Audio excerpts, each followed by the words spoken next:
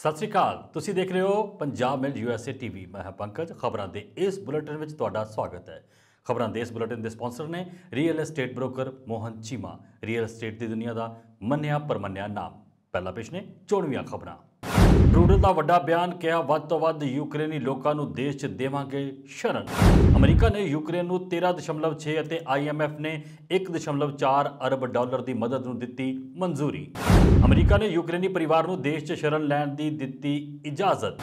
EU ਸੰਮੇਲਨ 'ਚ Ukraine ਦੇ ਯੂਰਪੀ ਸੰਘ 'ਚ ਸ਼ਾਮਲ ਹੋਣ ਨੂੰ ਮਿਲੀ ਹਰੀ ਝੰਡੀ। ਅਮਰੀਕਾ ਯੂਕਰੇਨ ਵਿੱਚ ਜੈਵਿਕ ਹਥਿਆਰ ਤਿਆਰ ਕਰਨ ਲਈ ਫੰਡਿੰਗ ਕਰ ਰਿਹਾ। 119 ਹੋਰ ਭਾਰਤੀ ਅਤੇ 27 ਵਿਦੇਸ਼ੀ ਦਿੱਲੀ ਪਹੁੰਚੇ।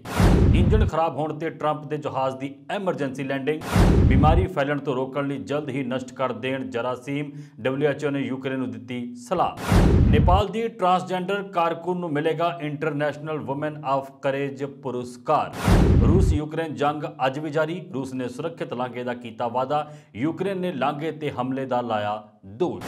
ਕੀਵ ਨੇੜੇ ਪਹੁੰਚ ਰਹੀਆਂ ਹਨ ਰੂਸੀ ਫੌਜਾਂ। ਅਮਰੀਕੀ ਰੱਖਿਆ ਅਧਿਕਾਰੀ। ਚੀਨ ਦੇ ਪ੍ਰਧਾਨ ਮੰਤਰੀ ਨੇ ਯੂਕਰੇਨ ਦੀ ਸਥਿਤੀ ਤੇ ਜਤਾਈ ਚਿੰਤਾ। ਰੂਸ ਤੇ ਪਾਬੰਦੀਆਂ ਨੂੰ ਦੱਸਿਆ ਗਲਤ। ਆਪ ਦੀ ਬੰਪਰ ਜਿੱਤ ਤੋਂ ਬਾਅਦ ਨਵੀਂ ਸਰਕਾਰ ਦੇ ਗਠਨ ਤੇ ਚਰਚਾ ਹੋ ਗਈ ਤੇਜ਼। ਤੇ ਹੁਣ ਇਹਨਾਂ ਖਬਰਾਂ ਦਾ ਵਿਸਥਾਰ।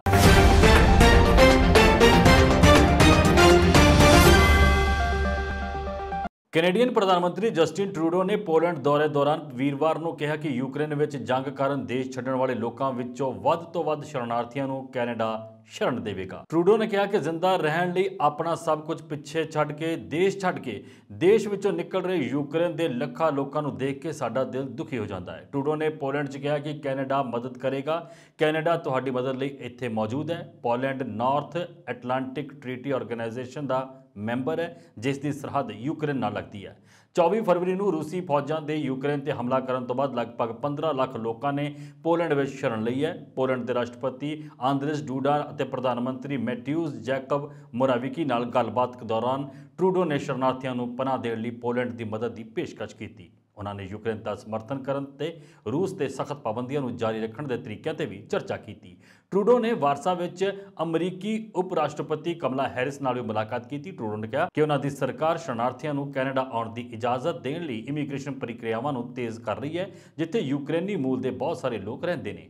ਟਰੂਡੋ ਨੇ ਡੂਡਾ ਨਾਲ ਸੰਯੁਕਤ ਪੱਤਰਕਾਰ ਸੰਮੇਲਨ ਵਿੱਚ ਕਿਹਾ ਕਿ ਉਹ ਜਦੋਂ ਇੱਥੇ ਆਉਣਗੇ ਅਸੀਂ ਉਹਨਾਂ ਨੂੰ ਪੜ੍ਹਨ, ਕੰਮ ਕਰਨ ਦੀ ਇਜਾਜ਼ਤ ਦੇਵਾਂਗੇ, ਜਦੋਂ ਕਿ ਬਹੁਤ ਸਾਰੇ ਉਮੀਦ ਕਰਨਗੇ ਕਿ ਉਹ ਸੰਘਰਸ਼ ਖਤਮ ਹੋਣ ਤੋਂ ਬਾਅਦ ਯੂਕਰੇਨ ਵਾਪਸ ਆਉਣ ਦੇ ਯੋਗ ਹੋਣਗੇ। ਉੱਥੇ ਬਹੁਤ ਸਾਰੇ ਕੈਨੇਡਾ ਵਰਗੇ ਦੇਸ਼ਾਂ ਵਿੱਚ ਅੱਗੇ ਦੀ ਜ਼ਿੰਦਗੀ ਜਿਉਣਾ ਚਾਹੁਣਗੇ ਅਤੇ ਅਸੀਂ ਵੱਧ ਤੋਂ ਵੱਧ ਲੋਕਾਂ ਨੂੰ ਸ਼ਰਨ ਦੇਵਾਂਗੇ। ਟਰੂਡੋ ਨੇ ਕਿਹਾ ਕਿ ਕੈਨੇਡਾ ਮਨੁੱਖੀ ਦੁਖਾਂਤ ਲਈ ਜ਼ਿੰਮੇਵਾਰ ਰੂਸੀ ਨੇਤਾਵਾਂ, ਖਾਸ ਕਰਕੇ ਰਾਸ਼ਟਰਪਤੀ ਵਲਾਦੀਮੀਰ ਪੁਤਿਨ ਨੂੰ ਹੇਗ ਸਥਿਤ ਅੰਤਰਰਾਸ਼ਟਰੀ ਅਪਰਾਧਿਕ ਅਦਾਲਤ ਦੇ ਸਾਹਮਣੇ ਲਿਆਉਣ ਵਿੱਚ ਸਰਗਰਮੀ ਨਾਲ ਮਦਦ ਕਰੇਗਾ। ਅਮਰੀਕੀ ਪ੍ਰਤੀਨਿਧੀ ਸਭਾ ਨੇ 1500 ਅਰਬ ਡਾਲਰ ਦਾ ਫੰਡ ਮੁਹੱਈਆ ਕਰਨ ਵਾਲੀਆਂ ਸੰਘੀ ਏਜੰਸੀਆਂ ਬਿੱਲ ਦੇ ਤਹਿਤ ਜੰਗ ਪ੍ਰਭਾਵਿਤ ਯੂਕਰੇਨ ਅਤੇ ਉਸ ਦੇ ਯੂਰਪੀ ਸਹਿਯੋਗੀਆਂ ਨੂੰ 13.6 ਅਰਬ ਡਾਲਰ ਅਤੇ ਅੰਤਰਰਾਸ਼ਟਰੀ ਮੁਦਰਾ ਫੰਡ IMF ਨੇ 1.4 ਅਰਬ ਡਾਲਰ ਦੀ ਸਹਾਇਤਾ ਮੁਹੱਈਆ ਕਰਾਉਣ ਲਈ ਮਦਦ ਨੂੰ ਮਨਜ਼ੂਰੀ ਦੇ ਦਿੱਤੀ। ਡੈਮੋਕ੍ਰੈਟਿਕ ਪਾਰਟੀ ਨੇ ਕਈ ਘਰੇਲੂ ਪਹਿਲਾਂ ਲਈ ਫੰਡ ਹਾਸਲ ਕੀਤਾ। ਰਿਪਬਲਿਕਨ ਪਾਰਟੀ ਨੇ ਬਿੱਲ ਰਾਹੀਂ ਰੱਖਿਆ ਖਰਚ ਨੂੰ ਉਤਸ਼ਾਹ ਦਿੱਤਾ ਅਤੇ ਰੂਸ ਦੇ ਹਮਲੇ ਦਾ ਮੁਕਾਬਲਾ ਕਰਨ ਲਈ ਯੂਕਰੇਨ ਨੂੰ ਫੰਡ ਮੁਹੱਈਆ ਕਰਾਉਣ ਸੰਬੰਧੀ ਮਨਜ਼ੂਰੀ 'ਚ ਦੋਵਾਂ ਪਾਰਟੀਆਂ ਦਾ ਯੋਗਦਾਨ ਰਿਹਾ।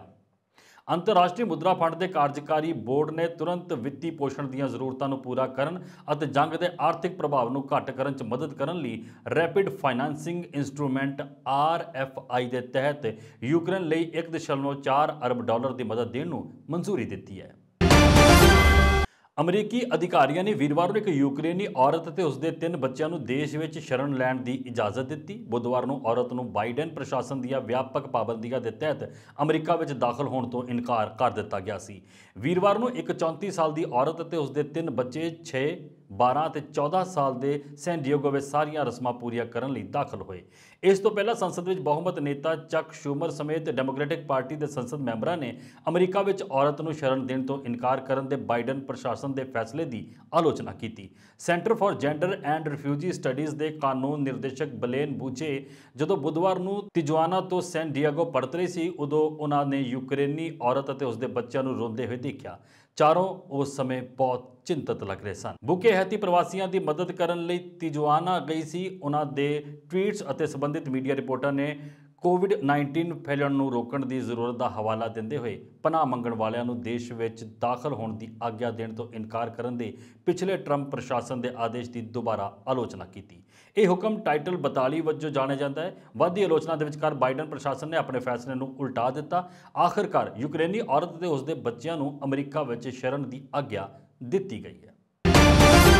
रूस और यूक्रेन विचाले भयानक जंग जारी है। इस विचकार लिथुआनिया के राष्ट्रपति गिटानस नौसंदे ने कहा कि यूरोपीय संघ में शामिल मैंबर देशों के नेतावां ने वसेल्स में चल रहे शिखर सम्मेलन दौरान यूक्रेन के यूनीयन में शामिल होने को हरी झंडी दी। नौसेडा ने ट्वीट किया कि वसेल्स विखे एक इतिहासिक रात 5 घंटे की गंभीर चर्चा तो बाद यूरोपीय संघ के नेता यूक्रेन के यूरोपीयन यूनीयन में दाखले लिए सहमत हो गए हैं। यूक्रेन में शामिल किए जाने की तैयारी शुरू हो गई है।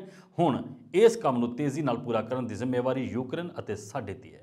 बहादुर यूक्रेनी राष्ट्र ये जानने का हकदार है कि उन्हों का यूरोपीयन यूनीयन में स्वागत।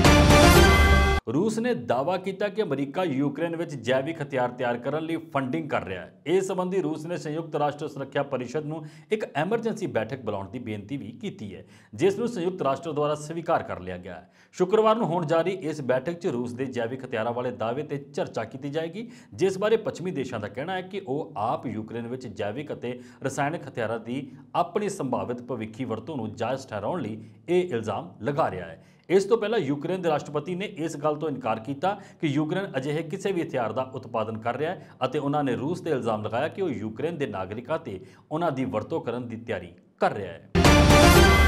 भारतीय हवाई सेना का जहाज़ अज सवेरे रोमानिया की राजधानी बुखारेस्ट तो इत्थे हिंडन एयरबेस से पहुंचा, जिस 119 भारतीय और 27 विदेशी सवार सन। यह भारतीय हवाई फौज की 17वीं उड़ान सी जो यूक्रेन च फसे लोगों को वतन लैके पहुंची। यूक्रेन च जंग लगन मगरों भारत वालों अपने नागरिकों को रोमानिया, हंगरी, स्लोवाकिया और पोलैंड तो वतन लिया गया है, क्योंकि यूक्रेनी हवाई खेतर 24 फरवरी तो बंद पिया है।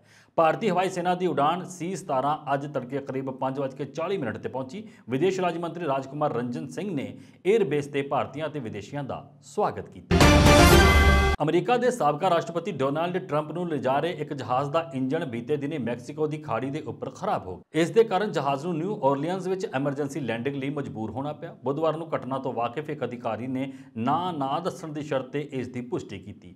अधिकारी के मुताबिक इंजन खराब होने की यह घटना शनिवार रात 11 बजे तो कुछ देर पहला उदों हुई जदों ट्रंप न्यू ओरलीयंस में रिपब्लिकन पार्टी की राष्ट्रीय कमेटी के चंदा प्रोग्राम में शिरकत करने तो बाद एक दानदाता के निजी जहाज़ तो फ्लोरिडा एस्टेट स्थित अपने मारी लागो रिहाइश परत रहे सन।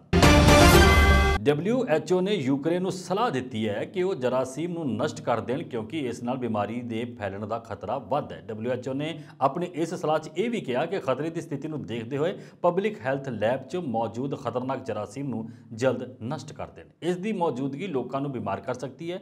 बायोसिक्योरिटी माहरां का कहना है कि यूक्रेन च जिस तरह रूस बंबारी कर रहा है तो रूसी फौजां यूक्रेन के ਵੱਖ-ਵੱਖ खेत्रों में शामिल हो रही ने, अजिहे जरासीम नाल लोकां च बीमारी का खतरा होर भी वध जाता है। इसलिए अजिहे ही हर एक थां नूं नष्ट कर देने की लोड़ है जिथे ये मौजूद। जिक्रयोग है कि दूसरे देशों वांग यूक्रेन च भी जानवरों ते होने वाले प्रभाव को देखने लई कई लैब्स बनिया हुई ने। इसनूं कई लैब्स लई अमरीका तो भी मदद मिली है। हाल च ही कोरोना महामारी की जांच ते इसके प्रभावों को देखने लई बनाईयां लैब्स लई भी अमरीका की मदद लई गई। यूक्रेन नूं WHO की सहायता और रूस के हमलिਆਂ तो पैदा हुए खतरे बारे एक सवाल के जवाब में संगठन ने ईमेल राही कहा कि वह लंबे समय तो यूक्रेन दी पब्लिक हैल्थ लैब्स नाल मिल के काम कर रहा है। इसका उद्देश्य किसी भी जरासीम के लीक होने कारण होने वाले नुकसान को रोकना है। इस काम च यूक्रेन वालों दिते सहयोग कारण संस्था ने किसी भी अणसुखावी घटना को रोकने लिए जरासीम को तुरंत नष्ट करने की सलाह दी है। संस्था वालों दी गई एडवाइजरी में यह भी कहा गया है कि यह किसी को भी ना दी जाए और ना ही किते रखी जाए। हालांकि इस संबंध यूक्रेन वालों अजे तक कोई प्रतिक्रिया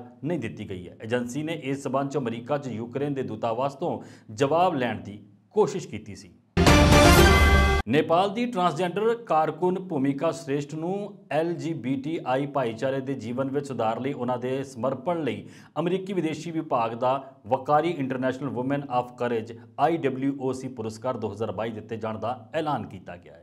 यह लगातार दूजा साल है जो किसी नेपाली नागरिक को यह पुरस्कार दिता गया है। पिछले साल मुस्कान खातून को तेजाब हमलिਆਂ खिलाफ उन्होंने काम लिए पुरस्कार दिता गया सी। इत्थे अमरीकी दूतघर के बयान मुताबक अमरीकी विदेश मंत्री एंटनी ब्लिंकन एक ਆਨਲਾਈਨ ਸਮਾਰੋਹ ਵਿੱਚ ਸਾਲਾਨਾ IWOC ਪੁਰਸਕਾਰਾਂ ਨੂੰ ਦਿੱਤੇ ਜਾਣ ਸੰਬੰਧੀ ਇੱਕ ਪ੍ਰੋਗਰਾਮ ਦੀ ਮੇਜ਼ਬਾਨੀ ਕਰਨਗੇ। ਅਮਰੀਕੀ ਪ੍ਰਥਮ ਮਹਿਲਾ ਡਾਕਟਰ ਜਿਲ ਬਾਈਡਨ 14 ਮਾਰਚ ਨੂੰ ਪ੍ਰੋਗਰਾਮ ਦੌਰਾਨ ਆਪਣਾ ਸੰਬੋਧਨ ਦੇਵੇਗੀ। ਟਰਾਂਸਜੈਂਡਰ ਕਾਰਕੁਨ ਸ੍ਰੇਸ਼ਠ ਨੇ ਲਿੰਗੀ ਘੱਟ ਗਿਣਤੀ ਅਧਿਕਾਰਾਂ ਅਤੇ ਸਮਾਜਿਕ ਨਿਆਂ ਦੀ ਵਕਾਲਤ ਕੀਤੀ।